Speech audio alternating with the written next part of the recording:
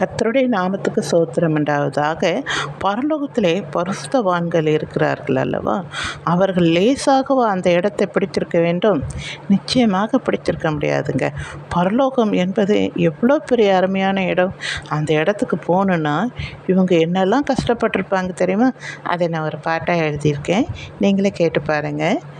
அழகழகாய் விட்டிருக்கும் பரிசுத்தரே, உங்க பரிசுத்த வாழ்க்கையை சொல்லேறேனே. அழகழகாய் விட்டிருக்கும் பரிசுத்தரே, உங்க பரிசுத்த வாழ்க்கையை சொல்லேறேனே. 5 தாளந்தை 10 தாளந்தாய் மாட்டினவர்கள் நீங்கள் தானே. 2 தாளந்தை 4 தாளந்தாய் மாட்டினவர்கள் நீங்கள் தானே.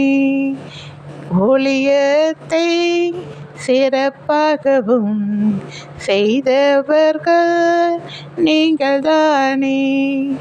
ஊழியத்தை அழகாகவும் செய்தவர்கள் நீங்கள் தானே.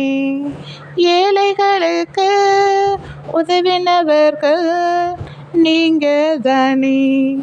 வியாதினரை விசாரித்ததும் நீங்கள் தானே. நீங்கள் தானே. கிறிஸ்துவுக்காய் பாடுபட்டு மரித்தவர்களும் நீங்கள் தானே. கிறிஸ்துவுக்காய் பாடுபட்டு மரித்தவர்களும் நீங்கள் தானே. பரலோக ராஜ்யம் என்பது அதில் போனவர்கள் எல்லாம் சும்மா இல்லைங்க, ரொம்ப நீதிமானாய் இந்த உலகத்தில் வாழ்கிறது ரொம்ப கஷ்டம். அது நிமித்தம் பாடுகள் வரும் பாருங்க, அப்பா அப்பா அதே ரொம்ப ரொம்ப கஷ்டம். இதையெல்லாம் ஜெயித்து ஆண்டவர்கிட்ட உண்மையாய் மரண பரியந்தும் இருக்கும்போது தாங்க அந்த பரிசுத்த கிடைக்கும். சரிங்களா? தேங்க்யூ.